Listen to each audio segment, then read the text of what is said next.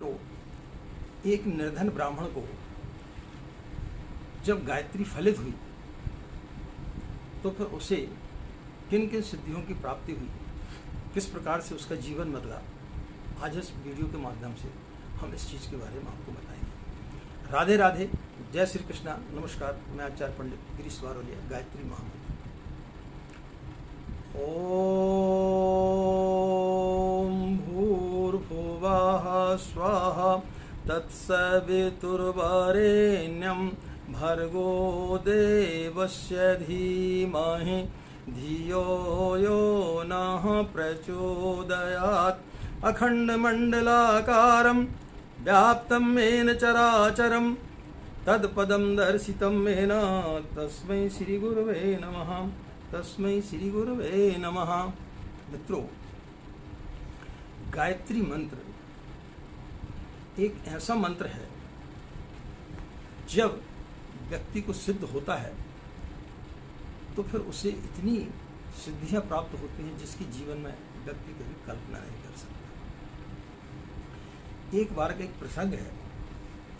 नारद मुनि मृत्यु लोक में अपने एक राजा मित्र से मिलने के लिए आए। एक मित्र जो राजा था वो उनका मित्र था, उससे मिलने के लिए वो प्रायः आया करते थे।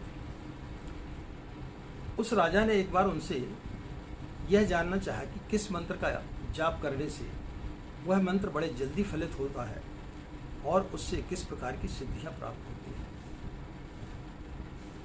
तो नारद मुनि ने उन्हें बताया कि गायत्री मंत्र एक ऐसा मंत्र है जिसको कोई भी व्यक्ति यदि जपता है तो उसे अनेक प्रकार की सिद्धियां बड़े जल्दी प्राप्त होती हैं।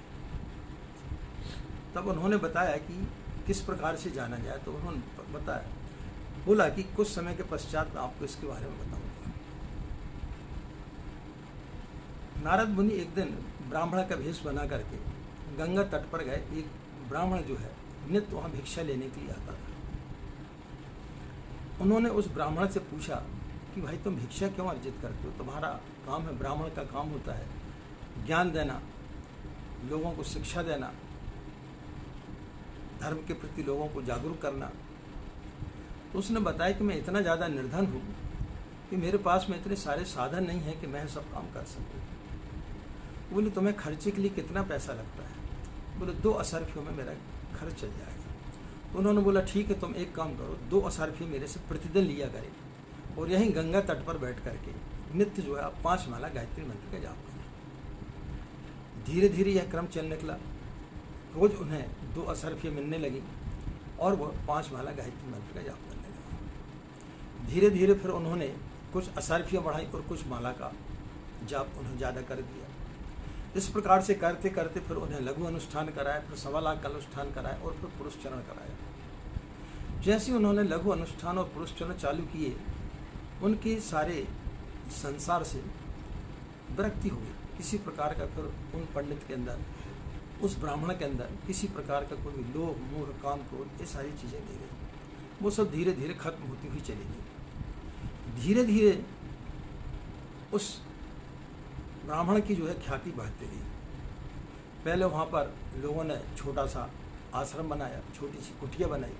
धीरे धीरे वहाँ पर भव्य एक जो है मंदिर का निर्माण हो गया। पूरे राज्य में यह खबर फैल गई कि एक कोई ब्राह्मण है जो गायत्री का जाप कर रहा है, उसके अंदर इतना तेज आ गया है जिसकी कोई कल्पना नहीं कर सकता है।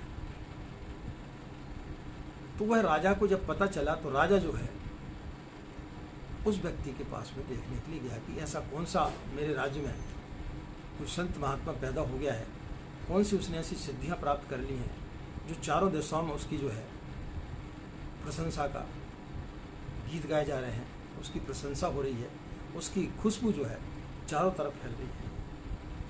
राजा जो है दंडवत प्रणाम करते हुए जब वहाँ पर पहुँचा तब वहाँ पर नारद मुनि प्रकट हुए और उन्होंने बोला कि यह वही भिक्षुक है, वही ब्राह्मण है जो गंगा के तट पर नित्य जो है भिक्षा मांगा करता था। लेकिन जब इसको मैंने गायत्री मंत्र के बारे में बताया और इसने जब गायत्री मंत्र का जाप प्रारंभ किया तो यह व्यक्ति आज कहाँ से कहाँ पहुँच गया।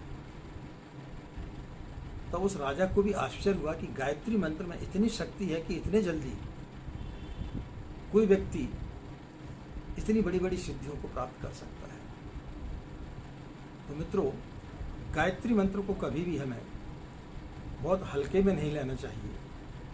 गायत्री मंत्र एक ऐसा मंत्र है जो हर व्यक्ति को कुछ ना कुछ दे करके जरूर जाता है।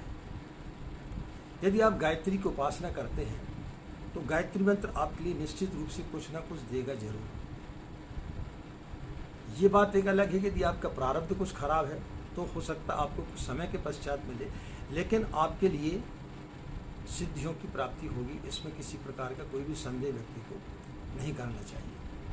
एक छोटे से प्रसंग के माध्यम से मित्रों, हमने गायत्री मंत्र के बारे में आपको बताने की कोशिश की कि गायत्री मंत्र जब फलित होता है तो व्यक्ति की चारों दिशाओं में जो है उसकी ख्याति बढ़ जाती है, उससे फिर किसी प्रकार की कोई भी कमी जीवन में नहीं रहती है। जिस प्रकार से उस ब्राह्मण को जो कि भिक्षा मांग करके अपना जीवन यापन करता था, उसके जीवन में फिर जो परिवर्तन आए, फिर उसे किसी प्रकार की कोई कमी नहीं रही। लाखों करोड़ों उसके अन्यायी हो गए, रुपये पैसे की कोई कमी नहीं थी जिसके लिए उसके लिए वो कोई मूल्य नहीं रखते थे, लेकिन उसकी चारों दिशाओं में ख्याति प्राप्त हुई। तो ये गायत्री मंत्र करता है। तो गायत्री की साधना करें, लेकिन किसी प्रकार का कोई भी संदेह मन में नहीं लाना चाहिए। तो निश्चित रूप से आपको गायत्री मंत्र फलित होगा, यह 100% सत्य है। आशा मित्रों, इस प्रसंग के माध्यम से हमने आपको गायत्री मंत्र के बारे में जानकारी दी, आपको अच्छी लगी होगी। और यदि आपको हमारे चैनल पसंद आता है और हमारे वीडियो आपको अच्छे लगते हैं तो अपने इष्ट मित्रों को ज़्यादा से ज़्यादा शेयर किया करें, ताकि हमारे जो विचार हैं वो ज़्यादा से ज़्यादा लोगों तक पहुँचें और वो भी इन चीज़ों का लाभ ले सकें। आप लोगों ने यदि हमारे चैनल को अभी तक सब्सक्राइब नहीं किया है तो उसे सब्सक्राइब जरूर कर लें। इन्हीं कामनाओं के साथ में कि आपका दिन मंगलमय हो, आप लोग खुश रहें, मस्त रहें, माँ गायत्री की असीम कृपा इसी प्रकार आप लोगों को बनी रहे। मित्रों, इस समय पूरा विश्व जो है कोविड की चपेट में है, कोरोना की चपेट में है।